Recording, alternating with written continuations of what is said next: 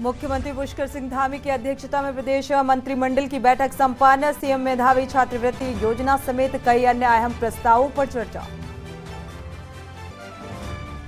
CM Pushkar Singh Dhami ने सचिवालय में पैच रिपोर्टिंग ऐप का किया शुभारंभ। गड्ढा मुक्त सड़क अभियान में ऐप करेगा मदद। नगर निगम में स्मार्ट सिटी को लेकर मेयर सुनील उनियाल गामा ने की बैठक। पेयजल लाइन, सड़कों की मरम्मत समेत अन्य कार्यों की प्रगति का हाल जाना।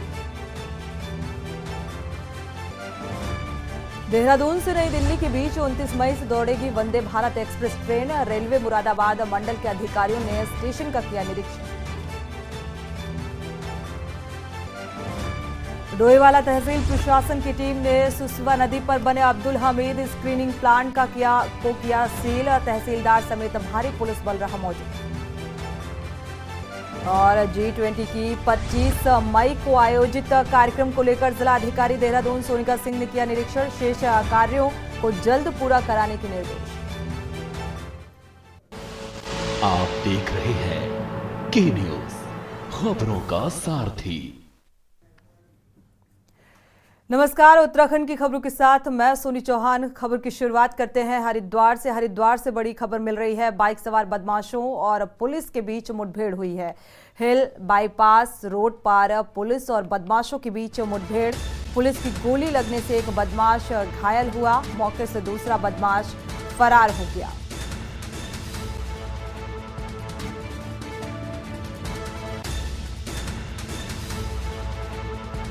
इस बीच मुठभेड़ के दौरान पुलिस की गोली लगने से एक बदमाश घायल, दूसरा मौका पाकर भागने में कामयाब रहा।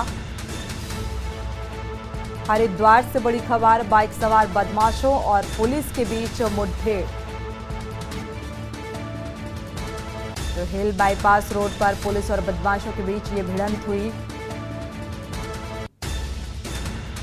और मुठभेड़ के दौरान पुलिस की गोली से बदमाश घायल हुआ।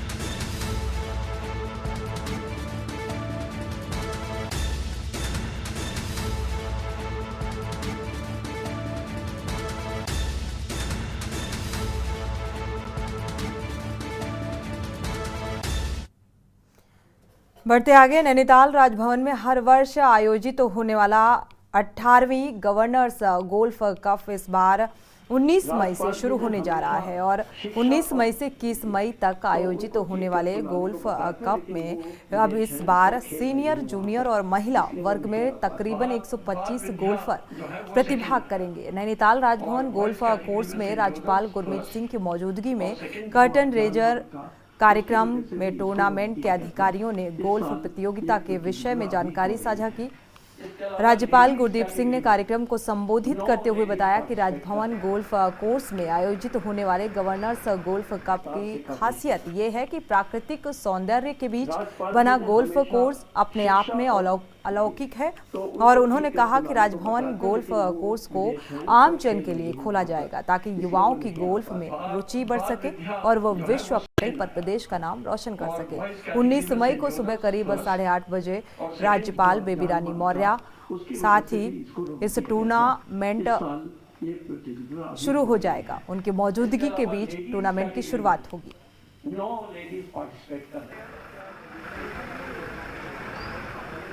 से कवरेज दें। राज्यपाल जी ने हमेशा शिक्षा और तो उनको चीफ गेस्ट बुलाने को बताया था, लेकिन वो विदेश हैं और खेल रही हैं वहां पर, इसलिए वो नहीं आ पाते। बाल विद्या जो है वो सेकंड आया और बॉयज कैटेगरी में सेंट जोसेफ फर्स्ट और सेकंड हुआ जानमाल का। और मुझे बहुत खुशी है कि हमने इस गोल्फ कोर्स को हमारे स्कूल और हमारे स्टूडेंट्स के लिए ओपन किया है। हम चाहते हैं कि हमारे स्टूडेंट्स इस गेम को सीखें, हमारी बेटियां, हमारी महिलाएं इस गेम को सीखें ताकि आने वाले जो नेशनल और इंटरनेशनल टूर्नामेंट होंगे उसके अंदर में अपना नया कीर्तिमान बनाएं। और मेरी ये सोच है कि जो गोल्फ है ये आम जन के लिए है। और नैनीताल में जो राजभवन का गोल्फ कोर्स है अत्यंत सुंदर है, प्रकृति का एक नज़ारा है। मैं तो कहूँगा कि ये अपने आप से एक टूरिज्म के सेक्टर में भी एक बड़ा कीर्तिमान है कि किस प्रकार से ये गोल्फ कोर्स बनाया है और लोग यहाँ पर इसको देखने के लिए आते हैं। बढ़ते आगे खबर हल्द्वानी से है, जहां अपर मुख्य चिकित्सा अधिकारी नैनीताल डॉक्टर जगदीश चंद्र जोशी ने स्वास्थ्य विभाग देहरादून के द्वारा अभी तक उनको मुख्य चिकित्सा अधिकारी का पद या बेस चिकित्सा हल्द्वानी के प्रमुख चिकित्सा अधिकारी पद पर नियुक्ति न करने को लेकर सिस्टम पर बड़े सवाल खड़े किए हैं। डॉक्टर जगदीश चंद्र जोशी ने मीडिया से बातचीत में बताया कि वो 2 वर्ष और 8 माह से नैनीताल में अपर मुख्य चिकित्सा अधिकारी द्वितीय के पद पर कार्यरत हैं और आज तक 29 वर्ष की राजकीय सेवा दे चुके हैं, लेकिन 10 वर्ष के बाद भी उन्हें वरिष्ठता के आधार पर प्रमोशन तक नहीं दिया गया, जबकि अन्य जूनियर डॉक्टर्स को संयुक्त निदेशक पर प्रमोशन दिया गया है। डॉक्टर जोशी ने कहा कि 26 सितंबर 2012 को वर्ष चिकित्सक अधिकारी पद पर प्रमोशन दिया गया।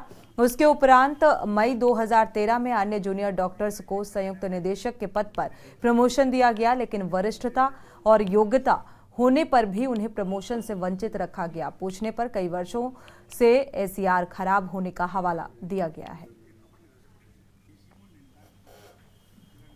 पौने 3 साल से एडिशनल सीएमओ के पद पर काम कर रहा हूं और सुचारू रूप से सेवाएं दे रहा हूं। कुल सेवाएं मेरी 29 साल की हो गई हैं और मेरा 2013 से अब तक 10 साल से ऊपर का समय हो गया। मेरे 2 प्रमोशन पेंडिंग हो गए हैं, एक प्रमोशन संयुक्त निदेशक का, दूसरा अपर निदेशक का, जबकि मेरे सभी जूनियर जो मुझसे 1 साल से 3 साल तक जूनियर है वो सब मतलब अपर निदेशक स्तर का प्रमोशन का लाभ पा करके जिला चिकित्सालय के पीएमएस बनने बैठे हैं या जिला के सीएमओ बना दिए गए हैं। और ये मेरा भी हक है कि मुझे भी किसी जिले का सीएमओ बना देना चाहिए था या किसी जिला चिकित्सालय का पीएमएस बना देना चाहिए था, अभी तक नहीं बनाया गया। रुक करते हैं अगली खबर का। प्रेस क्लब महानगर रुड़की के वार्षिक चुनाव की प्रक्रिया सुबह 11 बजे से शुरू हो गई थी, जिसको लेकर संगठन के सभी पत्रकारों में खासा उत्साह देखने को मिला। रिटर्निंग ऑफिसर अफजल मंगलोरी ने बताया कि सुबह 11 बजे मतदान प्रक्रिया शुरू हो गई थी और दोपहर 2 बजे तक मतदान हुआ। उन्होंने बताया कि दोपहर 12 बजे तक 50% मतदान हो चुका था और मतदाताओं में खासा उत्साह भी देखने को मिला। 2 बजे तक मतदान प्रक्रिया चलने के बाद मतगणना की जाएगी, चुनाव परिणाम घोषित किया जाएगा। मतदान प्रक्रिया संपन्न कराने में वरिष्ठ पत्रकार अनवर राणा व रिटर्निंग ऑफिसर अफजल मंगलौरी, चुनाव संचालन समिति परवेज आलम, प्रिंस शर्मा व शाह नजर अली मौजूद रहे। प्रेस क्लब महानगर रुड़की का वार्षिक चुनाव हो रहा है और बहुत ही यानी शांतिपूर्ण तरीके से सौहार्दपूर्ण वातावरण में ये चुनाव हो रहा है। जैसे कि अभी परवेज जी ने बताया कि अध्यक्ष और महासचिव और कोषाध्यक्ष के तो निर्विरोध चुनाव हो चुके हैं। ये भी एक प्रतीकात्मक समझिए, ये भी प्यार मोहब्बत से आपस में उपाध्यक्ष और सचिव के लिए हो रहा है। जो भी होगा निर्णय सब लोग उसको प्यार से प्रेम से स्वीकार करेंगे। खबरें अभी और भी हैं, यहाँ रुकेंगे एक छोटे से ब्रेक के लिए, लौटेंगे जल्द।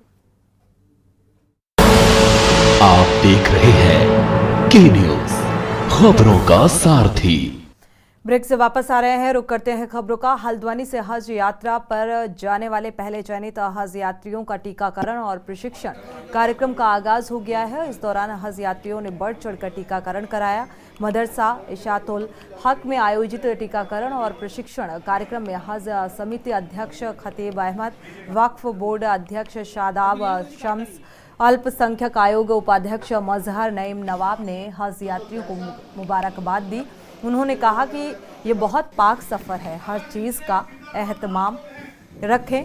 साथ ही उलेमा हजरत ने हज यात्रियों को हज के सफ़र में अरकानों को सही तरीके से पूरा करने और अहराम को ज़रूरी बातों की जानकारी दी। आपको बता दें कि हज के पाक सफ़र की शुरुआत मई के आखिरी सप्ताह से शुरू हो जाएगी। यात्रा के दौरान हज समिति अध्यक्ष समेत पूरा स्टाफ दिल्ली हज मंजिल कैंप कार्यालय पर पहुंच जाएगा। सभी औपचारिकता पूरी होने के बाद हाजियों को बसों से हवाई अड्डे पर पहुंचाया गया। जो भी कमियां थी आज वो सारी कमियां दूर की गई हैं और मैं अपने मुख्यमंत्री और अपने हज कमेटी के अध्यक्ष और हमारे भाई शहजाद शम्स जी का शुक्रिया अदा करता हूं। आप लोगों ने मिलकर के इस योजना को बनाया है और योजना जिस तरीके से सरकार के द्वारा संचालित आपके हज को जाने वाले यात्रियों के लिए जो भी ज़रूरतें थी वो पूरी की गई हैं। सबसे पहले तो तमाम हज जाने वाले तमाम हाजियों को दिल की गहराइयों से बहुत बहुत मुबारकबाद। अब अपने एक एक पैसे को जोड़ के हक हलाल की कमाई से हाजी हज करने के लिए जाता है और अब सब्सिडी भी उसने खत्म कर दी और अच्छी बात है, वो विदाउट सब्सिडी हज करने के लिए जा रहा है। हज कमेटी ने अपने बहुत खूबसूरत इंतजाम किए हैं, मुकामी लोगों ने बहुत खूबसूरत इंतजाम किए। मैं दिल की गहराइयों से सबको बहुत बहुत मुबारकबाद पेश करता हूं और सब लोगों से हम लोगों ने भी आग्रह किया है कि जब वहां जाएं तो आप हिंदुस्तान के रिप्रेजेंटेटिव होंगे, लोग आपको हिंदी कह के पुकारेंगे। बढ़ते आगे, उत्तराखंड मौसम लगातार बदलता हुआ उत्तराखंड में नजर आ रहा है, क्योंकि मौसम विभाग की तरफ से पहले ही ऑरेंज अलर्ट उत्तराखंड में जारी किया गया था और जिसका परिणाम देर रात देखने को भी मिला। उत्तराखंड के कई जिलों में देर रात भारी बारिश व तेज हवाएं देखने को मिली। अब मौसम विभाग की तरफ से आने वाले समय में बारिश से कुछ राहत की बात की गई है। मौसम निदेशक विक्रम सिंह ने बताया कि 1 से 2 दिन मौसम साफ रहेगा। हालांकि आज कहीं कहीं पर हल्की से मध्यम बारिश देखने को मिल सकती है। इसके साथ ही उन्होंने बताया कि 23 तारीख से एक बार फिर मौसम करवट बदलेगा और पहाड़ी क्षेत्रों में बर्फबारी देखने को मिल सकती है।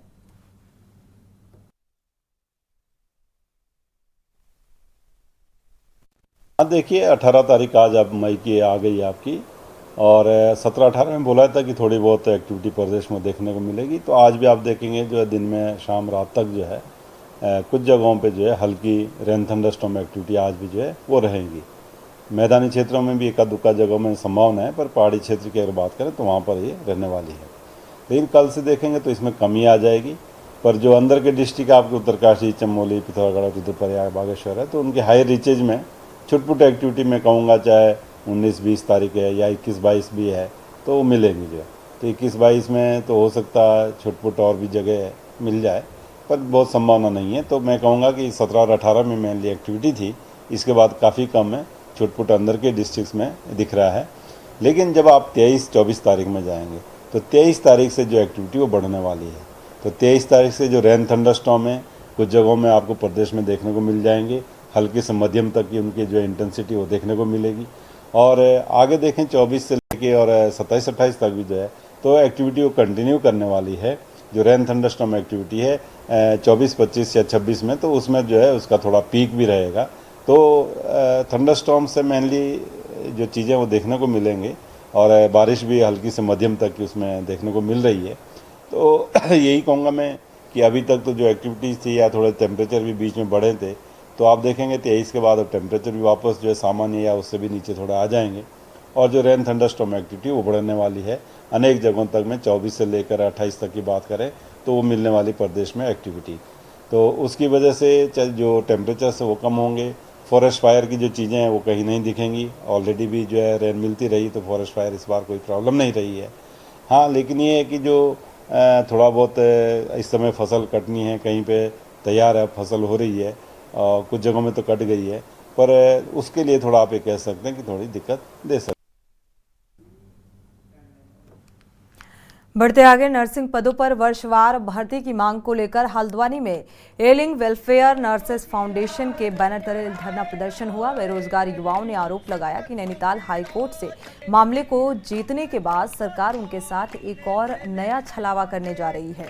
उन्होंने कहा कि सरकार केवल स्वास्थ्य विभाग के 1564 पदों पर भर्ती की विज्ञप्ति जारी कर रही है, जबकि मेडिकल कॉलेज को छोड़ दिया गया है और कहा जा रहा है कि मेडिकल कॉलेज के 1400 पदों पर परीक्षा आयोजित कराई जाएगी। उन्होंने ये भी कहा कि वर्षवार नर्सिंग भर्ती में कोई धांधली नहीं की जा सकती है, इसीलिए सरकार मेडिकल कॉलेज में नर्सिंग के पद पर परीक्षा आयोजित करने की बात कह रही है। युवाओं का कहना है कि सरकार को वर्षवार भर्ती करनी पड़ेगी, पर उनकी मांग ये है कि राजकीय मेडिकल कॉलेज के पदों पर सरकार जल्द से जल्द भर्ती की विज्ञप्ति निकाले, और यदि ऐसा नहीं हुआ तो पूरे उत्तराखंड में एक नया आंदोलन खड़ा होगा, जिसकी पूरी जिम्मेदारी सरकार की होगी।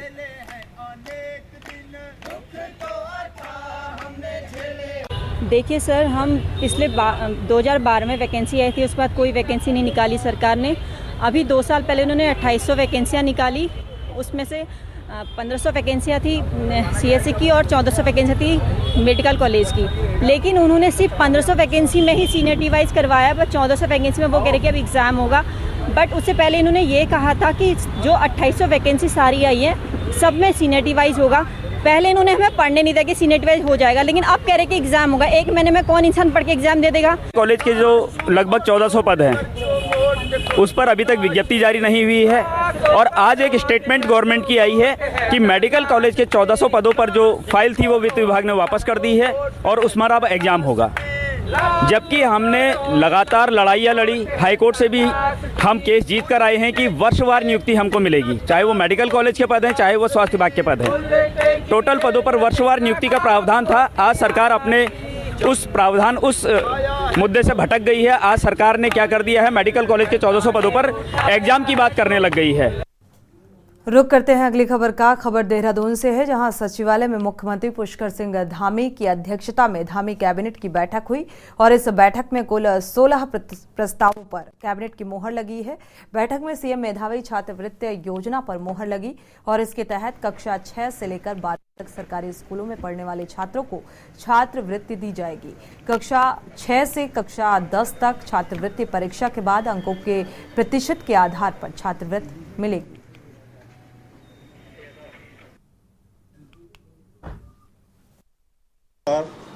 आज की कैबिनेट में कुल 16 मत आए। इसमें पहला मत जो था शिक्षा प्राथमिक शिक्षा विभाग का था, जिसमें ये काफ़ी समय से लंबित था। जो ब्लॉक रिसोर्स पर्सन और संकुल रिसोर्स पर्सन, इनकी भारत सरकार द्वारा इनको ऑनरेरियम पे रखा जाना है।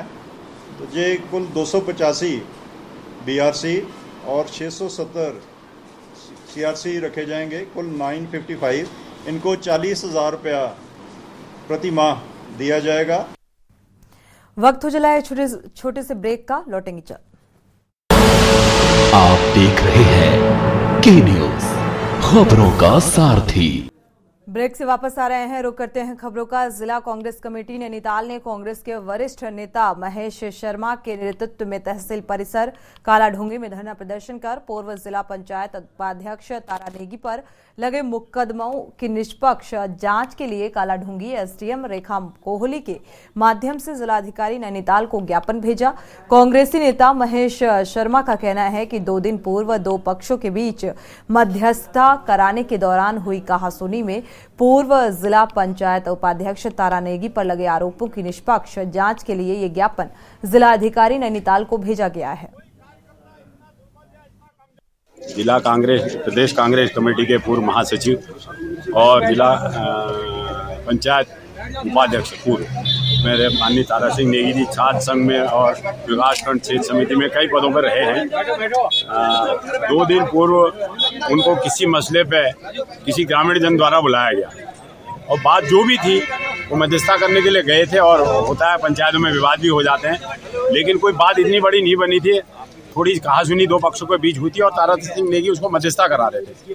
तो आज पता चला कि उनके कई धाराओं पर उनके मुकदमे लाद दिए गए हैं, जिसके कांग्रेस जन में आप देख रहे हो कि सैकड़ों की तादाद में यहाँ मातृ शक्ति और नौजवान साथी यहाँ पहुंचे हुए हैं। में जिला कांग्रेस कमेटी नैनीताल के द्वारा एक ज्ञापन दिया गया है, जिसमें इनके द्वारा कहा गया है कि पूर्व महासचिव एवं पूर्व जिला पंचायत उपाध्यक्ष के खिलाफ बैल पड़ाव चौकी में मुकदमा दर्ज किया गया है और जिसके अगेंस्ट इन लोगों ने आज यहाँ पर ज्ञापन दिया गया है। इसके विरोध में जो माननीय जिलाधिकारी महोदय को संबोधित है और मेरे द्वारा इसको जिलाधिकारी महोदय को प्रेषित किया जाता है।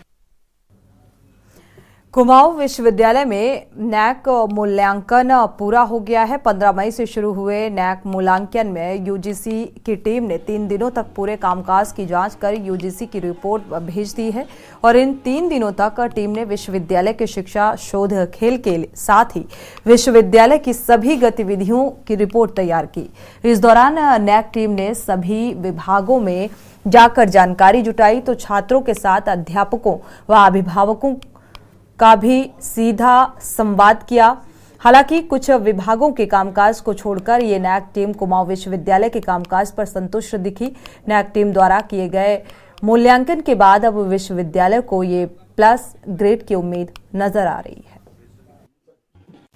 और हमें उम्मीद है कि हमने अपनी ओर से बेस्ट किया। जो हमने पिछले 5 साल का लेखा जोखा उनको हमने दिया और उस लेखा जोखा के तहत ही हमने आगे उनको बताया हमने क्या क्या अचीवमेंट्स किए हैं।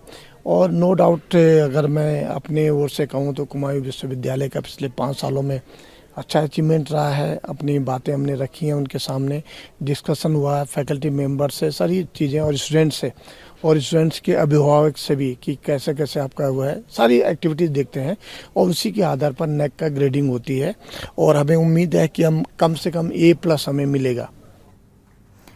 इसी के साथ खबर उत्तराखंड में फिलहाल बस इतना ही। आगे खबरों के लिए आप देखते रहिए के न्यूज़ इंडिया। आप देख रहे हैं के न्यूज़, खबरों का सारथी।